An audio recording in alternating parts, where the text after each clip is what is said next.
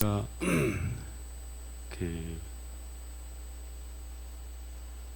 인터넷 뉴스를 하나 보는데 교보생명에서 광화문 글판 30주년을 맞아서 시민 공모전을 통해서 글판에 들어갈 문구를 선정했는데 그 내용이 뭔가 하면 세상에서 제일 아름다운 풍경은 뭔가 하면 모든 것이 제자리로 돌아가는 풍경이라고 했다고 합니다. 다시 말해서 이전처럼 마스크 안 써도 괜찮은 세상, 또 이전처럼 교인들이 안식일마다 함께 모여 찬양하고 기도하고 예배하고 함께 교제해도 아무 문제가 안 되는 세상, 그런 세상을 많은 사람들이 그리워하고 있다고 합니다. 뿐만 아니라 아담과 하와나 또 온 우주 거민들도, 그리고 예수님도 모든 것이 제자리로 돌아가는 풍경을 그리워하고 계실까요? 예수님이 6,000년 동안 죄가 사라지고 지구가 회복되어 모든 고통과 사망이 다 사라지고 모든 의인들이 부활하여서 이전처럼 그 생명강에 모여서 자유롭고 행복하게 교제하며 살아가는 것을 그리워하고 계실 것이라는 생각이 들었습니다. 그리고 오늘 우리도 그날을 그리워하면서, 오늘도 우리가 비록 흩어져 있지만 우리 모두가 같은 곳을 바라보고 소망하며 함께 기도하고 함께 예배드리며 그날을 준비하면서 오늘을 살아가고 있는 것입니다. 주의 길을 걷는 자도 오늘 이제 특창을 했던 것처럼 정말 바라고 원하고 소망하는 것이 같은 소망이 되어질 때 우리가 비록 떨어져 있지만 한 곳을 바라보면서 같은 길을 걸어가는 그런 믿음의 삶을 살아가고 있다는 생각이 듭니다. 근데 우리가 그날에 서기 위해서 우리는 매일매일 우리에게 닥쳐오는 시험이라는 게 있는데 그 시험을 이겨내야 한다고 하는 것입니다. 여러분, 이 시험이라고 하는 것은 우리가 이 땅에 살아있는 한 우리에게 찾아옵니다. 왜냐하면 시험이라고 하는 것은 어디에서 오는 거죠? 하나님이 주시는 게 아니라 시험은 사단에게서 오는 것이기 때문에 사단이 사라지지 않는 한 이 시험은 우리를 떠나지 않을 것이라고 하는 사실입니다. 근데 요한계시록 2장을 보면 7교회 보내는 권면이 있는데 그 끝에마다 나오는 게 뭐냐 그러면 이기는 자예요. 이기는 자. 모든 이기는 자에게 주님은 낙원을 약속하셨고 불멸의 생명을 약속하시고 모든 하늘의 축복을 약속하시는 것을 보게 됩니다. 그래서 이 시험이 우리에게 닥쳐올 때 우리는 어떻게 이 시험을 풀어나가야 하는가, 이 정말 중요한 질문입니다. 그 모본다방과 교재처럼 사용해야 될 내용이 바로 뭔가 하면 예수님 이야기입니다. 왜냐하면 그 이유는 예수님에게 닥친 시험 이야기는 예수님에게만 해당되는 시험이 아니라 아담 이후에 모든 사람들에게 해당되어지는 시험을 주님은 당하고 있었기 때문이라고 합니다. 히브리 4장 15절 말씀을 같이 한번 읽어보겠습니다. 시작. 우리에게 있는 대제사장은 우리 연약함을 체휼하지 아니하는 자가 아니요 모든 일에 우리와 한결같이 시험을 받은 자로 돼 죄는 없으시니라. 여러분, 예수님은 이 땅에 오실 때 하나님으로서의 모든 신성을 내려놓고 우리와 똑같은 인간으로 오셔서 인간으로서 겪는 모든 시험을 똑같이 겪으셨지만, 그러나 그 모든 시험에서 승리하신 분이 예수님이라고 이야기하고 있습니다. 그래서 우리가 늘 시험을 당할 때마다 우리는 어떤 질문을 떠올려야 되는가 하면 예수님이라면 어떻게 했을까? 이걸 늘 생각하면서 주님 안에서 답을 찾아야 돼요. 그래서 이런 말씀이 있죠. 믿음의 주여 또 온전케 하시는 이인 예수를 어떻게 하자? 바라보자고 하는 거예요. 그래서 오늘 우리는 특별히 시험 중에 계신 주님, 그 시험을 승리하신 예수님을 바라보는 시간을 오늘 1시간 동안 가져보려고 합니다. 지난주에도 잠깐 이야기했지만 예수님께서 요단강에서 침례를 받으신 후에 성령에 이끌려 광야로 가셨습니다. 근데 예수님은 지금 인간으로서 그 앞에 어떤 일이 벌어질지 아무것도 모르고 오직 성령에 이끌려서 광야로 가셨는데, 근데 잠시 후 예수님에게 닥친 일들은 그분의 평생의 생에 한 번도 벌어진 적이 없는, 이해할 수 없는 일들이 펼쳐집니다. 갑자기 하나님의 임재의 영광이 사라지고 마음이 막 순간 어두워지고 순간마다 억압과 낙담과 믿음을 드는 이 두려운 암시들이 계속 몰려오는 것입니다. 여러분, 주님은 분명히 성령의 인도하심을 따라, 다시 말하면 하나님의 뜻대로 광야로 가셨는데, 근데 그 성령의 인도하심을 따라간 그곳이 먹을 것과 마실 것이 없는 광야였고요. 그리고 그곳에서 40일을 기도와 금식으로 보내고 있는데 근데 기도의 응답이 없는 거예요. 그리고 항상 주님의 귀에 들려오던 그 하나님의 음성이 안 들리는 거예요. 그리고 자신은 이 광야에 버려진 채 죽어가고 있는 거예요, 지금. 그리고 이런 상황이 벌어질 때 예수님의 머릿속에 떠오른 생각이 있었어요. 이게 사단이 넣어준 생각이라고 지난주에 제가 말씀을 드렸습니다. 그게 뭔가 하면 이게 제일 무서운 건데요. 너가 만일 하나님의 아들이라면, 너가 하나님의 백성이라면, 이곳이 진리 교회라면, 하나님이 정말 너희를 사랑한다면 어떻게 하나님께서 너를 물도 없고 음식도 없는 이런 곳에 이렇게 버려두실 수가 있을까 하는 거예요. 너는 하나님의 보호와 돌보심 속에 있는 것이 아니라 혹 너는 버려진 것이 아닐까. 그러면서 심지어 바로 얼마 전에 침례시에 벌어진 그 하나님의 음성도 하나님의 음성이 아닐지 모른다는 의혹의 근거들이 머릿속에 계속 떠오르는 거예요. 여러분, 그래서 이제 중요한 결론입니다. 사단의 시험의 핵심은요, 이 사단이 예수님을 시험하는 그 시험은 첫 번째, 주님께서 그동안 믿어왔던 그 모든 것을 뒤흔들며 불신하게 하는 거예요. 이것이 아담 이후로 오늘까지, 아니 종말까지 대부분의 인간을 시험하는 사단의 시험의 첫 번째 목적이에요. 그러니까 예수님의 입장에서 뭔가 하면 그가 평생 어머니를 통해 들었고 평생 날마다 말씀을 통해 하나님과 교통하며 확신하고 있었던 그 사실이 무엇인가 하면 그분이 하나님의 아들이시고 그분이 메시아라고 하는 거예요. 그리고 그분은 그 사명을 가지고 이 땅에 오셨고 그 일을 이루기 위해 매일매일 살아가고 있는데, 근데 그 너무나도 당연한 사실, 그가 평생을 믿어왔던 그 확신을 부정하게 만드는 암시들이 끊임없이 넣어주었던 게 바로 뭔가 하면 사단의 시험이었다고 하는 것입니다. 바로 며칠 전만 하더라도 침례시에서 하나님의 음성과 성령의 그 어떤 그런 표적을 통해서 확인했던 거예요. 근데 이것을 한순간 뒤흔들 수 있는 존재가 바로 누구다? 사단이라고 하는 거예요. 여러분, 이게 거의 모든 성경을 연구하면 이 패턴이에요. 출애굽 당시 이스라엘 백성들이 홍해가 갈라지는 기적을 체험할 땐 하나님의 존재하심과 그분의 돌보심과 그분의 사랑이 너무나 확실했는데, 근데 구조화 선지자를 읽어보면 그 모든 확신을 잃어버리는 데는 단 3일이 걸리지 않았다고 합니다. 물이 떨어지자마자 바로 막 하나님이 우리를 인도하시는 게 맞을까? 우리를 죽이려고 이 광야로 인도한 게 아닐까? 여러분, 이것이 바로 인간의 연약함이라고 하는 것입니다. 환경만 바뀌면, 어려움만 찾아오면 계속 의심이 드는 거예요. 이 다인이가 어릴 때 제게 자주 이런 질문을 할 때가 있습니다. 아빠, 혹시 만약에 말인데, 만약에 그동안 우리가 확실하게 그것이 진리라고 믿고 살아가는데, 근데 만약 실제는 우리가 믿는 하나님이 안 계시면 어떻게 하는 거예요.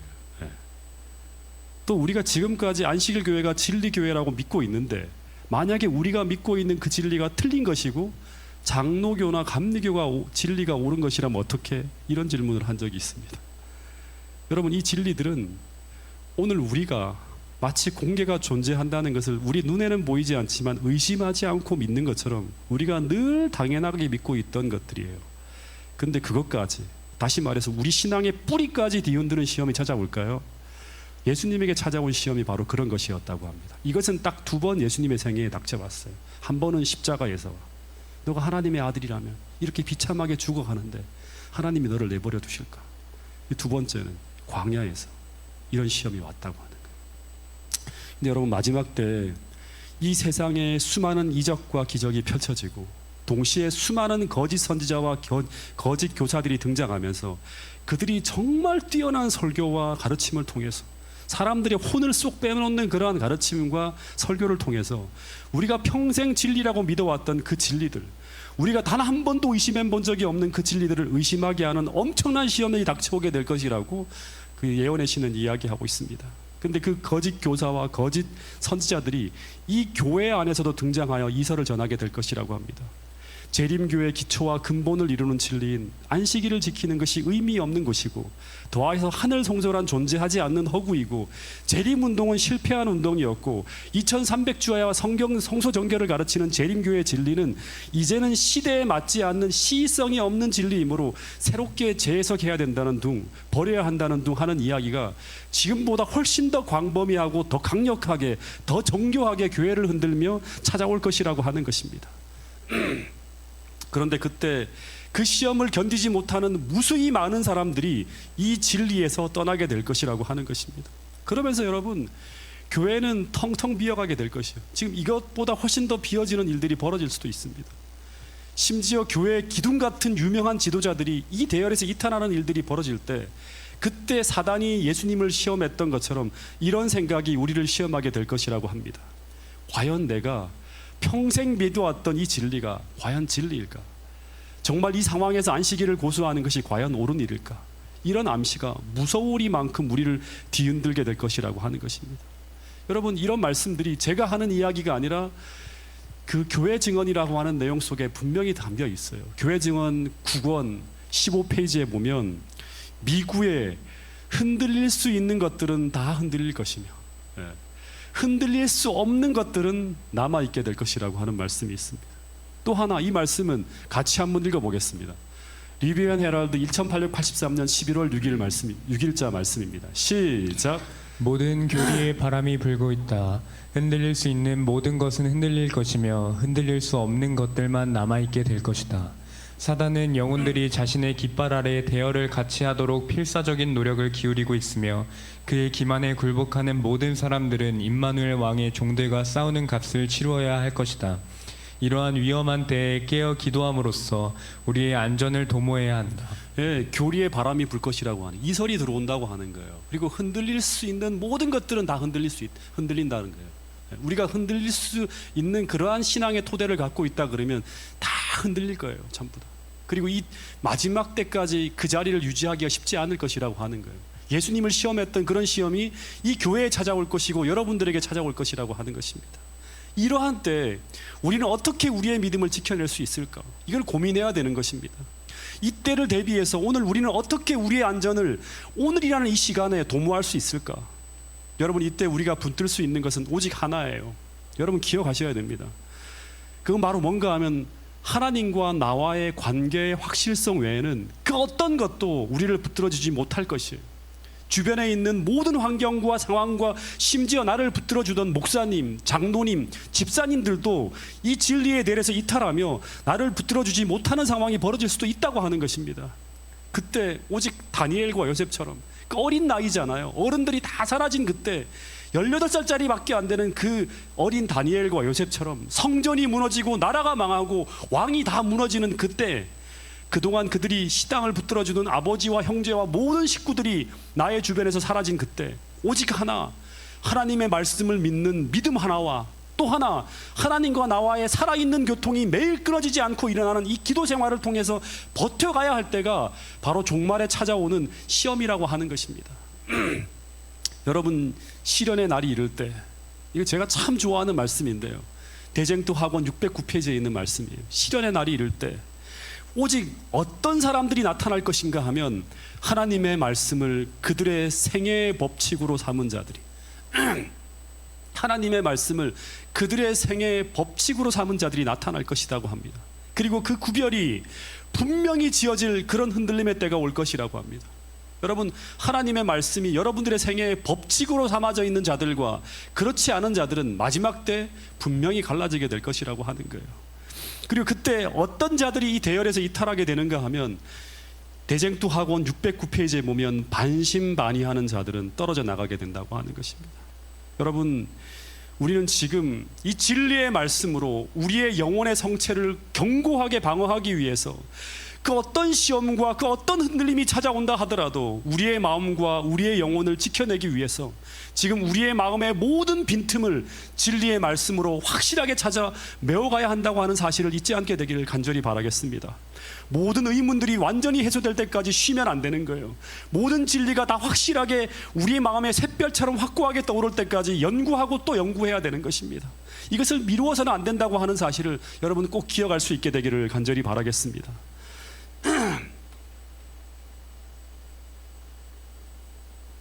또 하나는 사단이 던지는 시험은 제가 지난주에도 말씀드렸던 것처럼 우리의 절박함을 파고 들어온다고 하는 것입니다. 이게 무서운 거예요. 사단은 지금 예수님의 상태를 40일 동안, 아니 그의 전 세계를 철저하게 다 분석하고 연구해서 온 거예요. 예수님은 인간으로서 신성의 능력은 기도해서만이 그가 오늘 우리처럼 받을 수 있기 때문에 인간으로서 이렇게 쭉 생활하셨기 때문에 사단이 어떻게 그를 파고 들어올지를 예수님은 정확하게 알지 못해요. 우리 인간하고 똑같은 상황이에요. 근데 사단은 지금 예수님의 상태를 평생 동안 그리고 40일 동안 철저하게 분석하고 연구해서 당시 상황과 상황 속에서 그분이 인간적으로 가장 연약한 곳, 즉 예수님께서 그 순간 가장 절박하게 원하고 갈구하는 그것을 가지고 예수님과 하나님 사이의 언약, 이 계명을 무너뜨리기 위해서 접근하여 시험하는 것이 바로 사단의 시험이었다고 합니다. 여러분, 그래서 첫 번째 사단의 시험은 우리가 절대적으로 믿고 있는 그 모든 진리를 불신하게 만들어요. 환경을 통해서, 상황을 통해서. 그래서 이게 이설과 표적과 기사를 통해 또 그 이설을 통해서 거짓 교사와 거짓 선지자를 통해서 시험하는 거예요. 우리가 절대적으로 믿고 있던 그 모든 진리를 불신하게 하는 것이고, 두 번째는 우리가 그 시험을 제안하는 그것이, 그 시험하는 그 제안이 사단에게서 온 것이라는 것을 알아도 그것을 거절하면 도저히 생존이 불가능한 어떤 절박한 것을 가지고 우리를 시험하며 유혹하는 것이 바로 사단의 시험이라고 하는 거예요. 이게 바로 뭔가 하면 일요일 휴업령이나 박해죠. 예.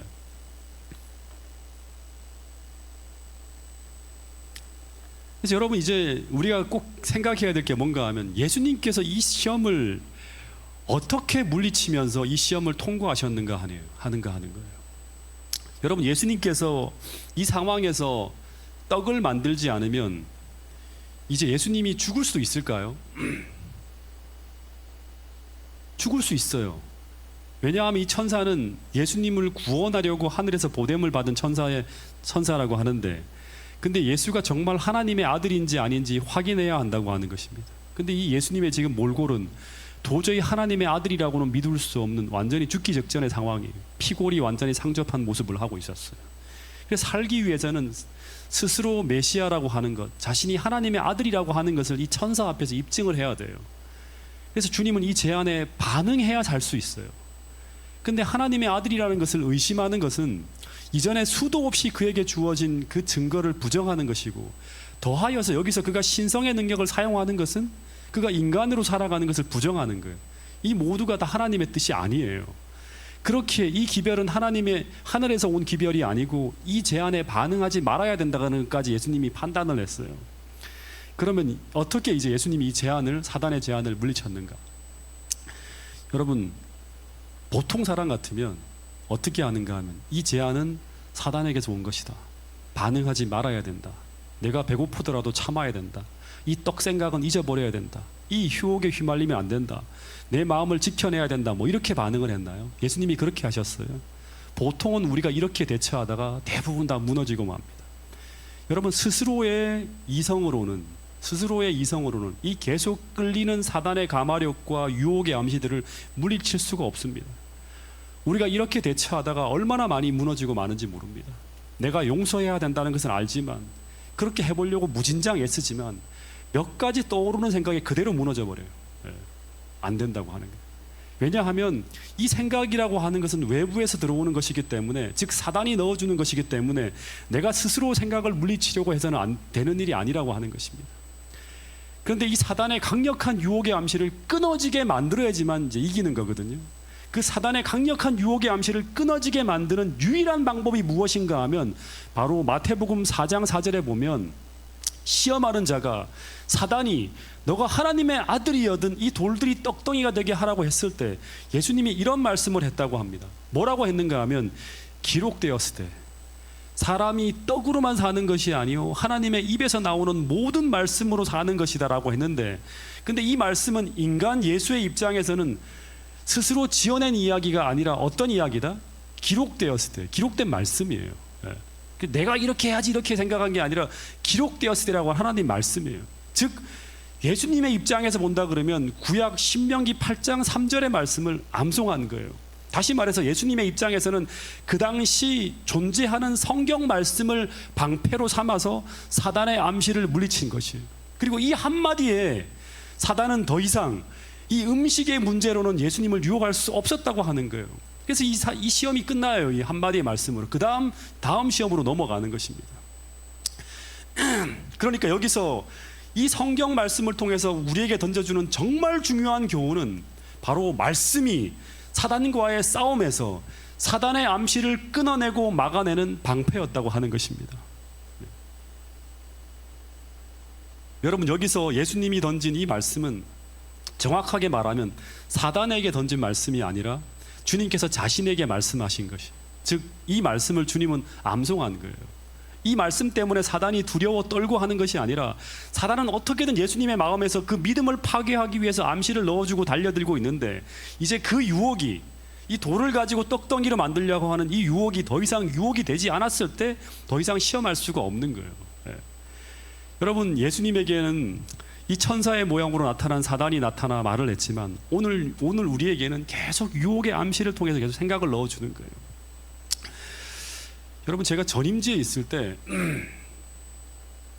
첫 여름에 정말 힘들었던 것은 뭔가 하면 더위도 아니고 다른 어떤 것도 아닌 제일 힘든 것이 뭔가 하면 이 모기와의 전쟁이었습니다. 이 사택 바로 옆에 이제 밭이 있으니까 밤에 자다 보면 얼마나 이 모기떼들이 덤벼드는지 꼭 새벽에 깨어나서 손바닥으로 막 책으로 이제 뭐 모기를 쳐서 잡아야 돼요. 그러면 어떤 일이 벌어지는가 하면 온 집안 전체에 퍽퍽 하고 이제 모기들이 죽어서 피가 터져 나가는데 완전히 막 전쟁터가 방불하는, 온 집안 전체가 다 이렇게 모기 그 피로 막 자욱하게 하룻밤을 자고 나면 그런 일이 벌어지는 거예요. 근데 그렇게 모기를 다 잡고 자다 보면 이게 끝나는 게 아니라 또 물려요. 이 모기가 아무리 죽이고 또 죽여도 끝도 없이 몰려 들어오는 게 바로 모기였어요. 나중에는 이제 에프킬라를 가지고 자기 전에 집안에 에프킬라를 한번 다 칩니다. 그리고 자요. 근데 자다 보면 이 또 물리는 거예요. 그리고 심지어 성주와 다인이도 모기를 피해서 우리 방으로 찾아 들어옵니다. 엄마 아빠 방으로 들어오면 안 물릴 줄 알고 오는데, 그러나 밤새 자다 보면 또 물리고 또 물리는 거예요. 그래서 하여튼 아무리 때려잡고 약을 뿌려도 끝도 없이 오는 거예요. 그래서 왜 이렇게 모기가 창궐하고 있는 것일까 생각해 보니까, 첫 번째는 밭이라고 하는 환경뿐 아니라 우리 집에 틈이 너무 많은 거예요. 다시 말해서 뜯어지고 찢겨진 방충망이 첫 번째 원인이었어요.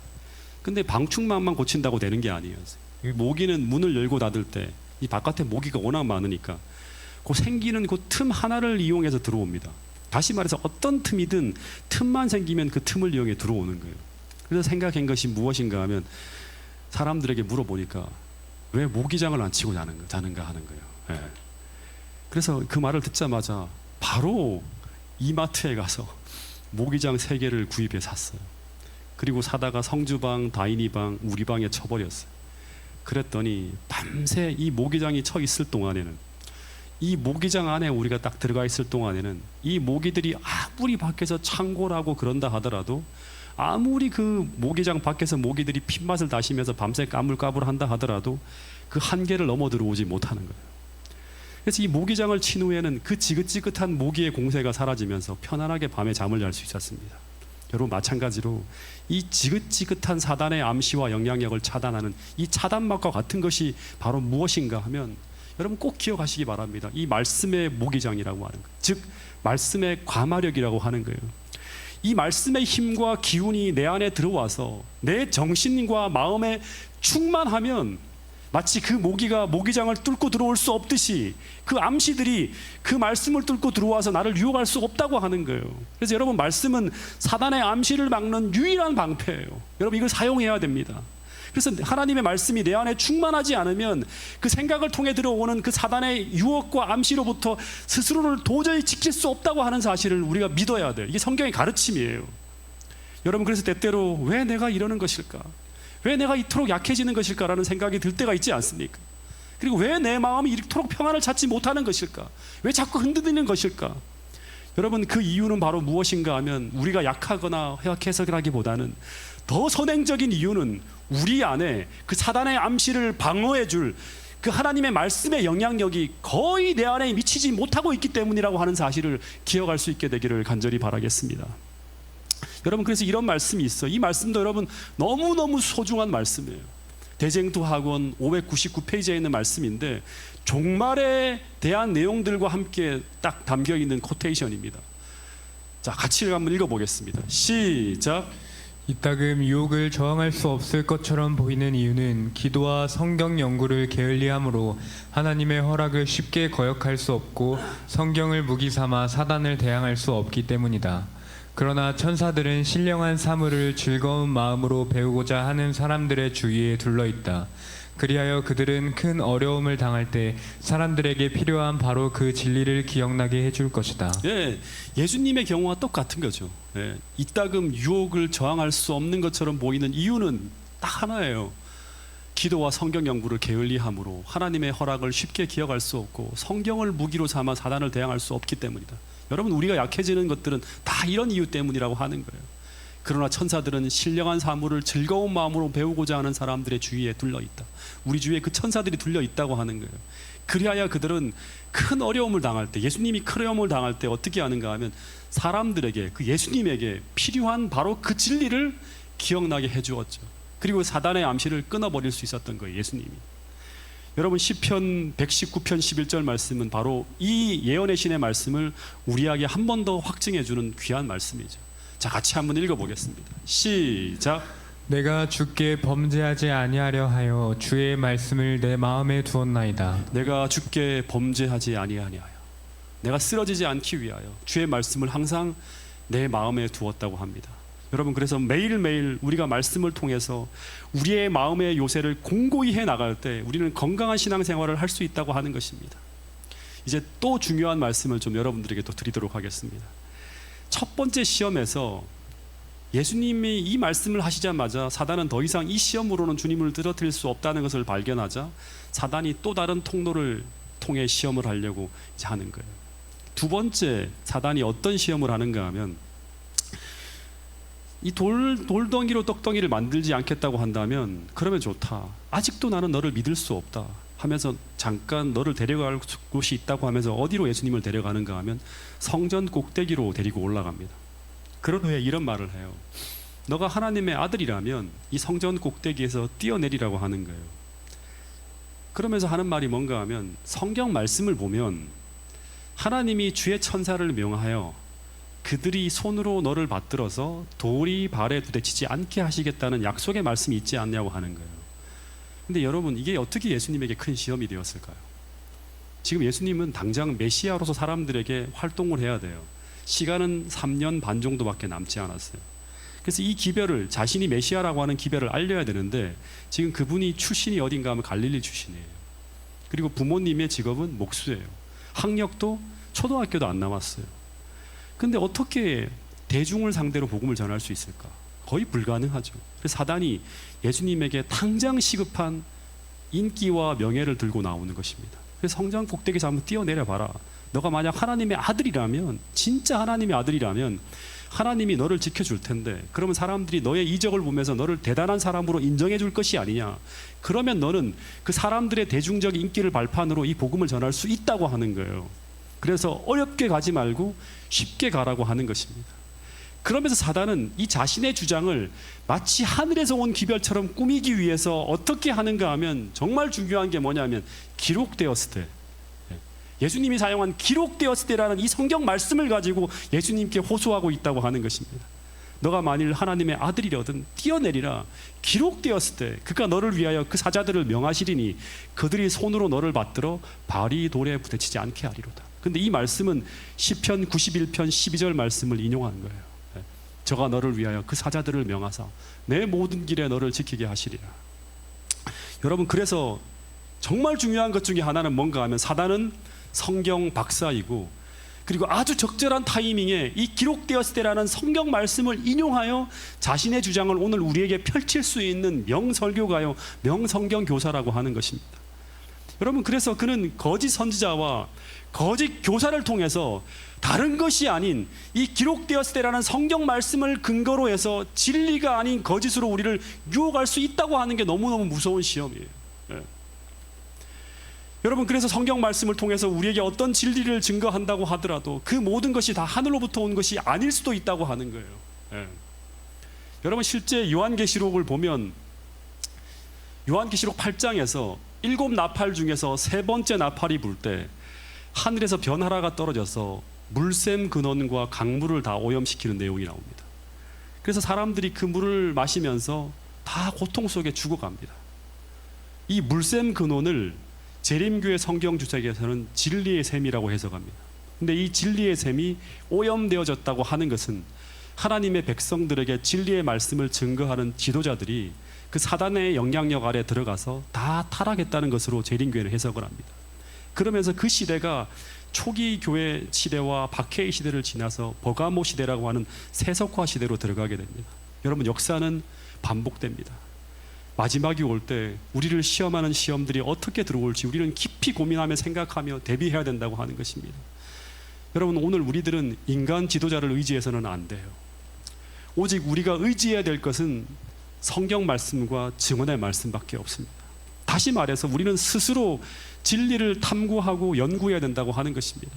여러분, 그래서 하나님은 오늘 우리들에게 이런 시험이 올 것을 알기 때문에 계시된 성경 말씀과 더하여 예언의 신의 증언의 말씀까지 아주 풍성한 진리의 빛이 우리에게 주어져 있다고 하는 것을 기억해야 된다고 하는 사실입니다. 다시 말해서 오늘 우리 시대에 필요한 모든 진리의 말씀들은 전부 다 하나님께서 공개해 주셨다고 하는 것입니다. 여러분, 그래서 스스로 하나님 앞으로 나아가서 개인적으로 직접 하나님께 지도를 받아야 된다고 하는 말씀들이 이 대쟁투 학원에 보면 나와 있어요. 여러분, 오늘 우리가 이렇게 설교를 듣는 것만으로 여러분 충분히 안전할 것이라고 생각하지 마시기 바랍니다. 우리는 스스로 하나님 앞에 무릎을 꿇고 기도하며 말씀을 연구하는 가운데 하나님께서 주시는 빛을 개인적으로 받아야 돼요. 하나님과 내가 개인적으로 연결되어져 있어야 되는 거예요. 여러분, 이런 말씀이 있습니다. 이 말씀도 한번 같이 읽어보겠습니다. 대쟁투 학원 598페이지에 있는 말씀입니다. 시작. 좋은 의도를 가진 것만으로 넉넉지 못하다. 사람이 옳다고 생각하거나 목사가 그에게 옳다고 말해주는 것으로 넉넉지 못하다. 그의 영혼의 구원이 위기에 놓여 있으므로 그는 자기 스스로 성경을 연구하여야 한다. 자기의 확신이 아무리 강할지라도 목사가 진리가 무엇인지 아는 사람임을 아무리 확신할지라도 그것이 그의 기초가 될 수는 없다. 그는 하늘 가는 여로의 모든 노정이 표시된 지도를 가지고 있으므로 어떤 일에나 추측으로 해서는 안 된다. 좋은 의도를 가진 것만으로 넉넉하지 못하다. 이렇게 해서 넘어진다고 하는 거예요. 사람이 옳다고 생각하거나 목사가 그에게 옳다고 말해주는 것으로 절대 넉넉하지 못하다고 하는 거예요. 다 사람은 약해요. 다 사람은 타락하고 흔들리고 무너질 수 있는 거예요. 그의 영혼의 구원이 위기에 놓여 있으므로 그는 자기 스스로 성경을 연구해야 된다. 자기의 확신이 아무리 강할지라도 목사가 진리가 무엇인지 아는 사람임을 아무리 확신할지라도 그것이 진리의 기초가 될 수 없다. 그 목사님이 이렇게 말씀하세요. 이건 아니라고 하는 거예요. 그는 하늘 가는 모든 여로의 모든 노정이 표시된 지도를 가지고 있습니다. 이게 뭐예요? 성경과 마지막 시대 증언의 말씀이에요. 어떤 일에나 추측으로 해서는 안 된다고 하는 것입니다. 여러분, 아직 우리에게 주어진 시간들이 있어요. 아직은 은혜의 시기를 지나가고 있다고 하는 것입니다. 그런데 여러분, 이 마지막 시대를 준비하기 위해서 우리는 우리의 시간을 무엇에 사용하고 있는지를 한번 생각해 봐야 됩니다.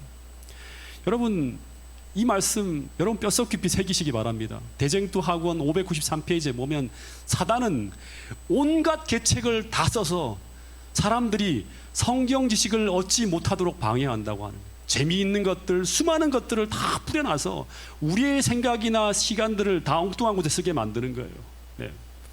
왜냐 그러면 성경 말씀은 우리의 마음을 방어하는 하나님이 우리에게 주신 유일한 무기이기 때문에, 성경 말씀으로 모든 이설을 분별하고 판단할 수 있기 때문에 사단은 어떻게 해서든지 성경 지식을 얻지 못하도록 방해한다고 하는 것입니다.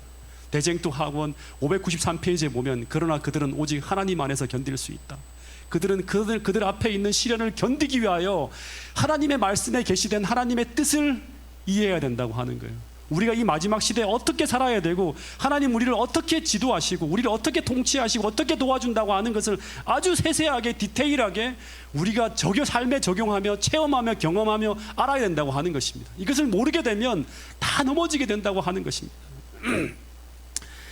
여러분, 그래서 오늘 우리에게 주어진 이 시간들을 헛되이 낭비하지 않게 되기를 간절히 바라겠습니다.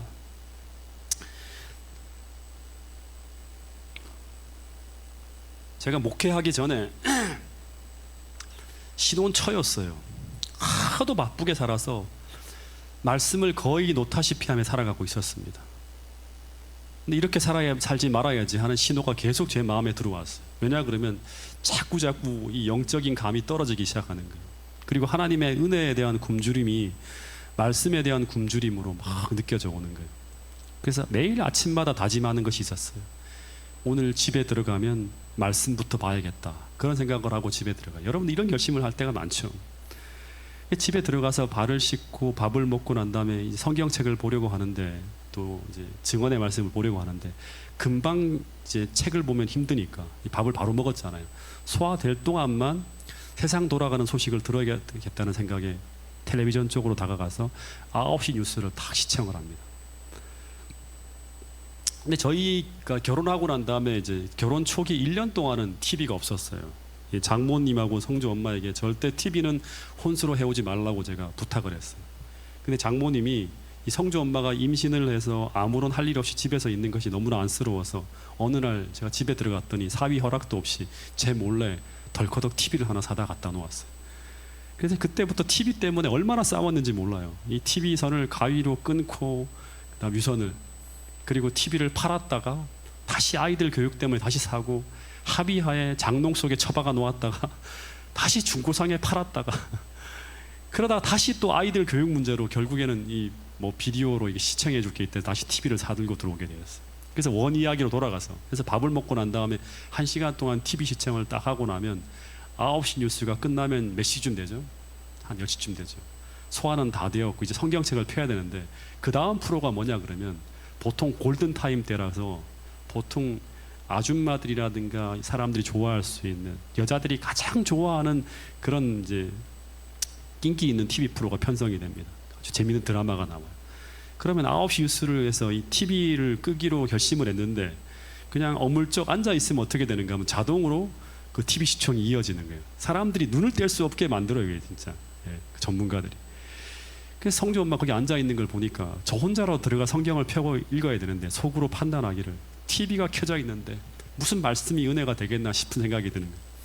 그래서 그냥 또 TV를 끄라고 하면 거의 대부분 왜 당신 마음대로 하냐고, 뉴스는 당신 좋아서 보고 내 보고 싶은 거는 못 보게 하냐고 하는 이런 싸움이 벌어지게 되더라고요. 그래서 가족의 화목이 제일이라 하는 생각을 하면서 가족의 화목을 위해서 같이 웃으면서 아내 옆에 앉아서 같이 TV를 봅니다. 근데 보면 그것이 재미가 없어야 되는데 재미가 있습니다. 재미가 있는 정도가 아니라 너무 재미있어요. 그럼 같이 낄낄대고 1시간 동안 웃으며 보냅니다. 그러는 사이에 시간이 밤 11시가 됩니다. 이러면 정말 허탈해져요. 근데 그때 늦었다 생각할 때가 가장 빠른 때라고 생각하면서 이때부터 부랴부랴 성경을 펴서 읽기 시작하는데, 근데 TV를 볼 때는 전혀 안 피곤했는데 이상하게 성경을 펴는 순간 갑자기 참고 참았던 하루의 피로가 그때가 돼서야 왕창 몰려오는 거예요. 한 10분을 못 버텨요. 그럼 세수를 하고라도 말씀을 봐야 되는데, 그때 동시에 떠오르는 생각이 뭔가 하면, 엘렌 화이트 쓴 건강기별에 보면 재림교인들은 뭐를 해야 돼요? 뉴스타트를 해야 되는데, 그런데 하루 8시간의 잠이 건강을 위해 꼭 필요하다는 것과, 그리고 당시에 귀에 따갑도록 듣던 것이 뭔가 하면 12시 전에 자는 잠이 그 후에 자는 잠에 2배의 효과가 있다는 거예요. 이런 것들은 또 이 순간에 칼같이 지켜요. 그래서 또다시 결심을 하는 거예요. 이렇게 흐린 정신으로 그 성경책을 보는 거 말고 새벽에 일어나서 맑은 정신으로 말씀을 보자 하면서 그냥 쓰러져 잡니다. 근데 새벽에 일어나나요? 절대 안 일어납니다. 근데 이런 생활이 다람쥐 쳇바퀴 돋듯이 개선이 안 되고 하루 이틀 흘러가다 보면 나중에는 이 말씀에 대한 그리움이 사라져요. 그리고 이제 뭐로 대체되는가 하면 TV에 대한 그리움으로 바뀌어지는 것입니다. 그러면서 우리는 점점 더 영적으로 허약해져 가고, 나도 모르는 사이에 점점 영적으로 병들어가게 됩니다.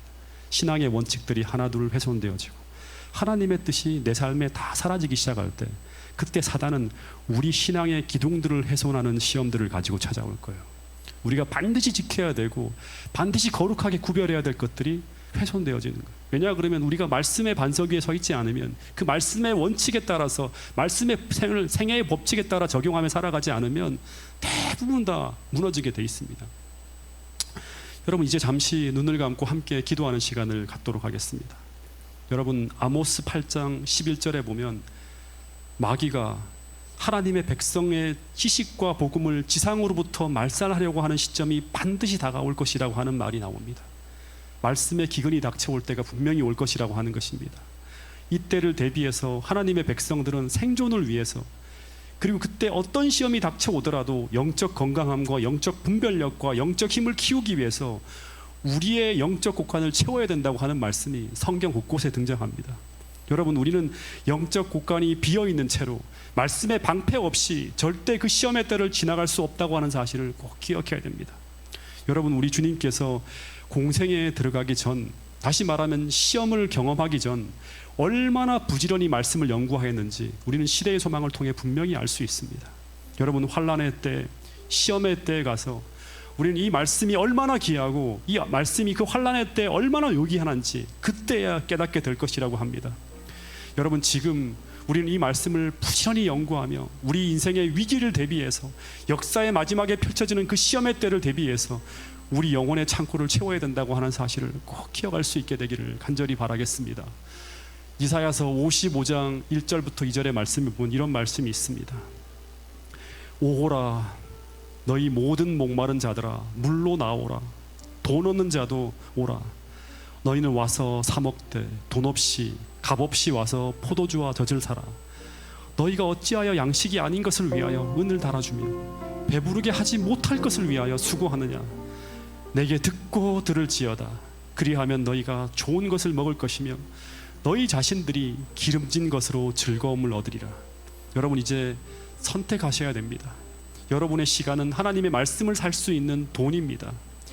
하나님의 은혜의 샘은 아직 여전히 열려 있습니다. 여러분의 시간으로 생명의 말씀을 사시길 바랍니다.